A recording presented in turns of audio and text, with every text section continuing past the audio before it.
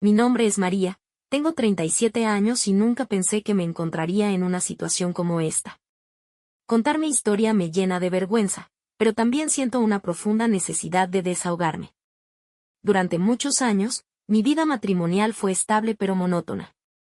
Pedro, mi esposo, siempre fue un buen hombre, pero poco a poco nuestra relación perdió esa chispa que solía tener. El amor seguía ahí, pero la rutina se había apoderado de nuestras vidas, y yo comenzaba a sentir que algo faltaba.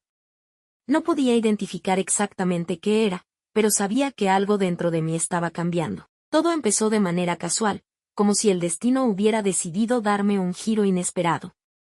Pedro tuvo que hacer un viaje de negocios de última hora, dejándome sola en casa durante varios días. En ese tiempo, mi mente no paraba de darle vueltas a mi vida, a mis deseos y a las carencias que sentía en mi matrimonio. Fue en ese momento de vulnerabilidad cuando reapareció Rafael, un viejo amigo de la universidad. Lo encontré por casualidad en una reunión de exalumnos, y desde el primer momento, su presencia despertó en mis sentimientos que creía enterrados. Rafael siempre fue encantador, carismático, alguien con quien siempre me llevé bien.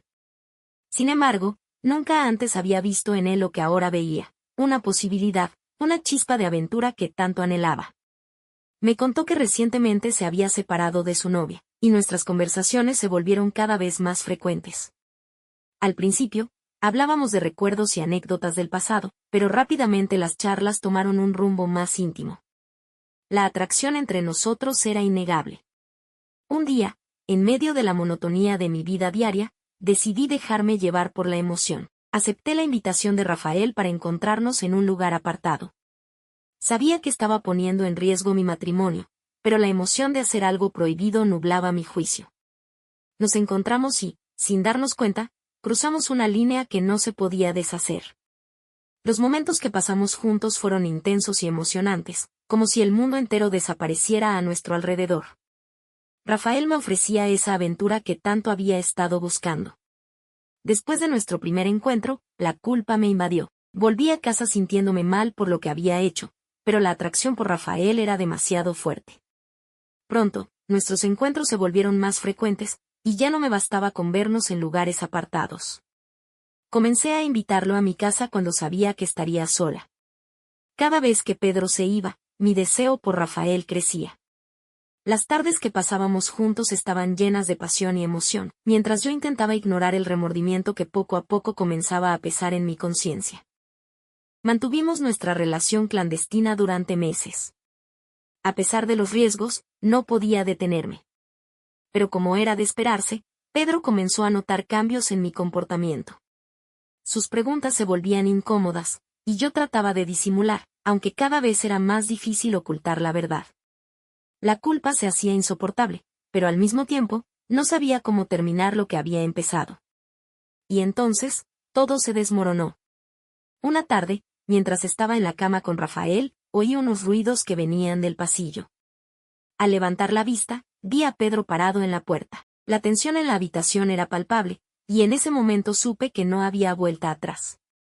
Pedro, consumido por la ira, se abalanzó sobre Rafael, golpeándolo repetidamente. Intenté intervenir, pero mis palabras no lograban detener la furia de Pedro. Los gritos llenaban la habitación mientras yo observaba con horror cómo la situación se salía de control. Cuando finalmente todo terminó, Rafael yacía en el suelo, ensangrentado y maltrecho, mientras Pedro se quedaba ahí, respirando con dificultad, agotado por la rabia.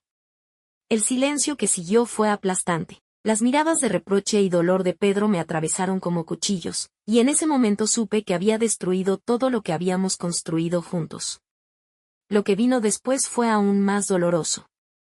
Las palabras de Pedro estaban llenas de amargura y desesperación. Me reclamaba cómo había podido traicionarlo de esa manera, cómo había destruido su confianza. Intenté explicarle, intenté disculparme, pero mis palabras sonaban vacías incluso para mí misma. Sabía que no había justificación para lo que había hecho, y a pesar de mis súplicas, Pedro me pidió que me fuera de la casa. Con el corazón roto, recogí mis cosas y salí, sabiendo que mi vida tal como la conocía había llegado a su fin. Los días siguientes fueron un tormento. Pedro no me contactó, y yo no tuve el valor de llamarlo. La vergüenza y la culpa me consumían, Y cada día me hundía más en la tristeza. Mis padres y hermanos, aunque intentaron apoyarme, no podían ocultar su decepción. Me preguntaban cómo había sido capaz de hacerle eso a Pedro, y yo no tenía respuestas. No había excusas que pudieran aliviar el dolor que había causado. Un año después, mi vida ha cambiado por completo. Ya no vivo en la misma casa, y aunque he intentado seguir adelante, la ausencia de Pedro sigue siendo una herida abierta en mi corazón. He encontrado consuelo en mi trabajo, pero el vacío que dejó en mi vida es algo con lo que tengo que aprender a vivir. A pesar de todo, sigo amándolo, y aunque no hemos tenido contacto en todo este tiempo, no puedo evitar preguntarme si algún día volverá a darme una oportunidad.